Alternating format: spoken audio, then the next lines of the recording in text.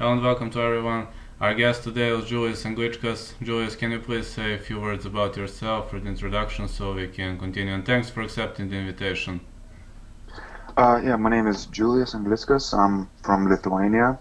I've been living in United States for past 15 years now and been fighting for 6 years now, I believe, and currently I fight for Bellator. When did you start training mixed martial arts? That was about 6 years ago when I was done with college. I finished that, then I had nothing else to do and I had more free time just to train and go to the gym. So when school was over, I dove in right into it and put all my time into that. So yeah, it was 6 years ago. Do you have a basic martial art or your basic style is MMA? Um, Everybody thought I was more of a wrestler because I wrestled in college, but I guess the striking part was new to me, so I was a little bit more excited to do that. And I try to do both, but I guess right now I would like try to keep it striking for um, as long as I can, just because I think I prefer that right now. Awesome. So, did you discover some magic nickname or you're still Julius Anglickas? Still just Julius Anglickas. Yeah, no nickname yet. Everybody tries to stick something to do with Lithuania, something to do with Europe or Baltic people, or and it always comes out something cheesy or something, and it never sticks. Yeah, So yeah, not definitely. nothing yet, but I'm sure something will pop up. Yeah, Modestas Bakauskas, for example, quote a nickname. I think it's Belty Gladiator. I interviewed him recently. I think it's the Belty Gladiator. Oh, that's his nickname. Yes, that's his new nickname, the Belty Gladiator. All right, cool. Yeah, that is a good one. I like that one. Yeah, I like that too because the first time I interviewed him, he said, no nickname, no nickname. When he entered UFC, he said, alright, I need something for Lithuania, and he took the Belty Gladiator. Yeah, yeah. One of my buddies told me about to be a Baltic Smasher or something, but I'm like, no, this sounds like I'm beating up Baltic people. I don't know. It depends how you look at, but yeah, people tried and nothing stick. Techno Viking was at first a little bit because I had a beard, and that was more in the boxing community. They called me Techno Viking. They even made shirts with that, but I'm like, it never stick to in MMA. Kinda makes sense. I have a friend who's a big historian, and in ancient history, he told me that Vikings were always having a long beard and they didn't prefer much hair. So technically, it sticks, but Yeah, but we kind of fought against Vikings, so like a few Lithuanians were like, "Why people call you Techno Viking? We fought against them." Like, I agree. yeah, So we'll have to go to something else. yeah, definitely, I agree. So, can you describe your first professional fight? How did it go? One in the first round. It was good. It was a bit smaller guy, but I mean, he was still tough. He had a lot of professional fights, so he was definitely experienced. And I mean, I was focused, so I just knew I had to get ready, and I did everything on point. The beginning was pretty slow, and then I just threw my jab, threw my cross, stepped in, threw the knee in the stomach, and that was it. So first fight was definitely a success. Yeah, outstanding. You have only one loss in your career, right? Only one Hmm. loss. It was your Yep, second, right? I think so. I Yeah, think, how was his yeah, name? Cameron Olsen, right? yes. Yeah. Hmm. Yeah, super nice guy. Um, yeah, I don't think he fights right now. With me and him fought some people, like same people. Um, he fought on Contender Series with this uh, Reed guy, I believe, and Carl Reed, and I fought him as well. And then my last fight, I fought also another guy that Cameron Olson fought. So um, yeah, Cameron taught me a lot. That loss was much needed for me to keep improving and go forward. So I thank him for that. Yeah, great. But then you bounced back with the Mike Doss win, and then you bounced Hmm. back with the winning streak. So what affected your great winning streak? Did you change something drastically after that fight? Because from what I've seen in your Bellator fight, I kind of have a feeling that you worked a lot on striking game. Yes, we did a lot of striking and grappling. I try not to shy away from something else. I think I just decided not to grapple just because I was winning the stand-up part. So I was like, why to even go to the ground? It's not necessary. And I'm like different. Each fight, I'm different. The fight before, I fought for the contender series, and for some reason in my mind, I decided to grapple so much and just to squeeze and get myself tired, and that was a very bad decision. I don't know why I did that. So I think on my last Bellator fight, I just kind of almost made up my mind to just strike more and wrestle if I need to, but there was no need for wrestling. So um, I think I found a little missing piece of how I need to fight. So I think I'm gonna just keep going with that same route to similar what I did last fight. Just keep it standing, keep full extension, because that's another thing that clicked. I felt the full extension really improved, even though my opponent had a bigger reach than I did, and I was touching him while he couldn't hit me at all. So um, I'm happy with the progress.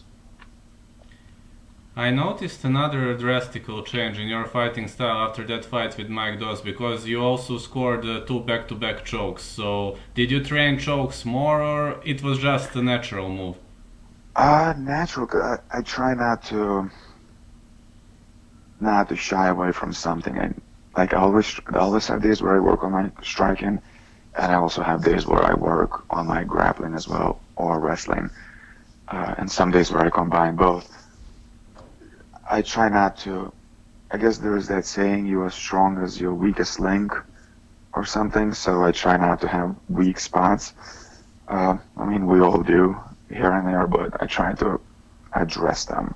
So I think after I fought Cameron, I kind of realized that I guess I expected my coaches to, uh, I guess, hold my hand and put me through workouts while they were busy. And in reality, I need to take control and I need to do extra work. I need to do extra stuff. So, and plus, I think I did a little bit more jiu-jitsu than actual wrestling. While Cameron was like a really good wrestler, so the second we clinched up, I was like, "Oh, this is so new to me. He's so big," and I couldn't move him. So I think after that fight, I was doing a little bit more wrestling. I used to wrestle in college, but then I kind of shied away from it, and that was the mistake that I made. So right now, I try to do everything: striking, wrestling on the feet, wrestling on the floor, jiu-jitsu. So and like now we have a lot of big bodies. So I know I'm getting all the work I need right now, and there is nothing that I'm missing. Who is coaching you at the moment? You said coaches. Yeah, we have a couple coaches here and there. My main coaches are Mike Rogers. He's the owner of the gym, and he's my head coach. And my striking coach is Quinton OBrien. He fought in Glory, I know and him. he like you know Quinton OBrien? Yeah, I Yeah, watch Glory from time to time. I know, great striker. yeah. I think he only fought once in Glory. It did not go his way, but he's super technical, and that's what I like about it. While some coaches are just like 1-2, 1-2, and you just kind of hit. The second my jab will be this much shorter, he'll he'll yell at me for that. He'll be like, "Nope, it can be better.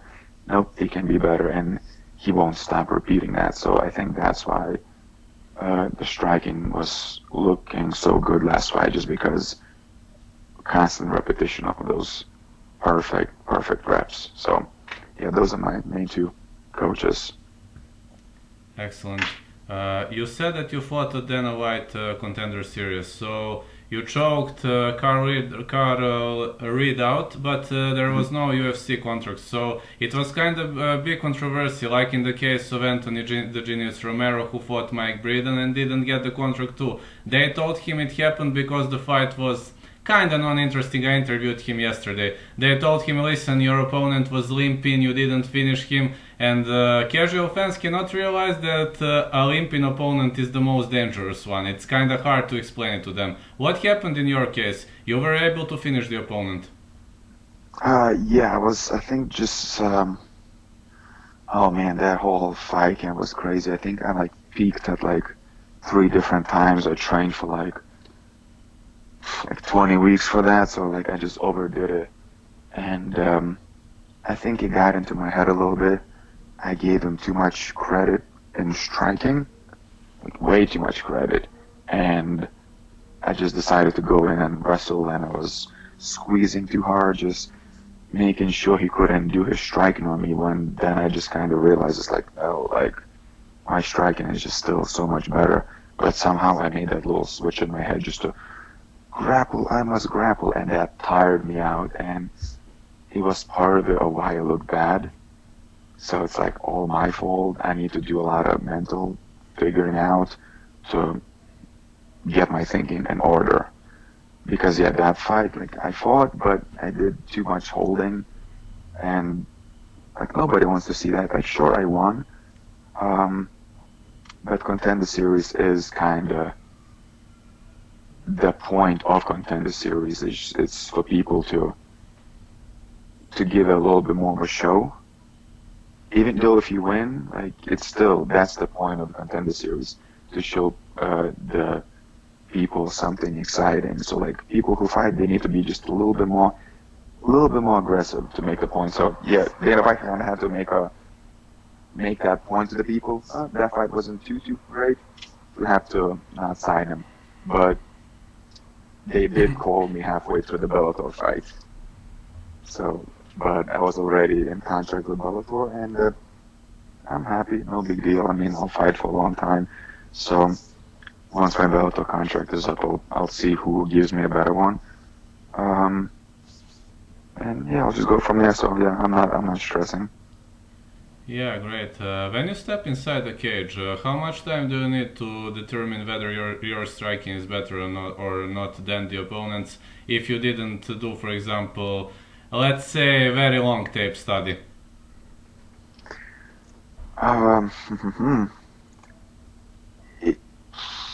It could. It's weird because the smallest mistake could cost you, and it's kind of true when people say that you don't know what's going to happen. Like, for example, I fought one guy, I think his name was, I forgot his name, Abdullah, I believe. His nickname was Black Spartan. I fought him at Nemesis. Abdullah? Yes. Super nice guy. So I fought him, like my shoulder was a little weird, like I had like something torn in my shoulder. So like I was kind of a little timid to strike with him, but still I knew I was much better striker. But then of how he was moving and how I was moving, I was like, okay, cool, I got this. But then next thing I know, I wake up looking at the floor falling down, and I quickly had to snap out of it, and like I hear people yelling, and I'm like, what just happened? So like all he did, when later on I looked at the video, he literally just walked up to me and threw a giant overhand, landed on top of my head, and almost put me out. Well, technically it was kind of almost like a knockout for a split second because you see my feet buckle. But that's the thing, it's like, I know I was better, but I guess I underestimated him, and all he did just literally walked up and boom. That could have been it for me. Like, thank God I woke up second later while falling, and I'm like, oh my God, what just happened? I hear people yelling. It's like, was this a head kick? What did he hit me with? So I always need to treat people like they really, really good. And I just need to let the cards play out how they will. If I treat him like he's really, really good, then my skill versus his skill, I should overcome it. But if I start underestimating people and just not giving them much credit, then even weaker striker could pull some smallest trick and end you. So that was another really good learning experience for me. Are you pleased with your Bellator debut? I have a lot of yes, I am, but at the same time, I'm just thinking too many like, oh, I could have done this, oh, I could have done that. Why did I only stick with simple long punches? I feel I could have done more. Like I controlled the pace so well, and I just kind of stick with the same thing over and over. While I could have, I guess, went in deeper and mixed it up a little bit more. So yes, I am happy, but there is a little bit of that regret that since it was so easy, I should have explored a little more. So that's a little mental check that I need to um, do for the next fight if I'm performing just as well. Not to be afraid to mix it up a little more and explore my skill and actually what I can do instead of just sticking with that same thing. Oh, I'm doing well, and I'm just doing that same thing over and over and over and over again. So I'm happy with it, but there's a little bit that I should have done this, I should have done that. All right. You said that you plan to stay in Bellator for now. Is it the final plan or it's not final? Well, I have a 4-fight contract. Well, right now 3 fights left, and well, I was supposed to fight in February. My opponent got hurt. I was supposed to fight May 29th. Corona kicked in. Then, right before July, I got hurt. They called me for last month and this month. I couldn't do it. I had to turn it down because I still had an injury. So, I think it's like 60-month period as well. With those 4 fights, it's either 4 fights or 60 months.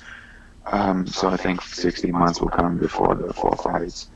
But yes, as right now, I'm still locked in the contract. And yeah, once either 4 fights or the 60-month comes, I'm not gonna be quick to make any decisions. Bellator likes me, and I like Bellator. And we'll just see at the end what kind of money both companies offer, because at the end of the day, it's about you have to make a living. So I kind of have to look a little bit more towards that than being famous on social media or something. Because UFC definitely does a lot of promoting, but you need to make a living. That comes first.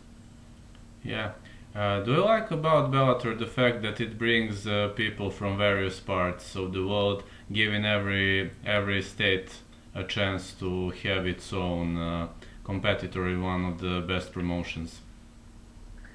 Yeah, I definitely like it.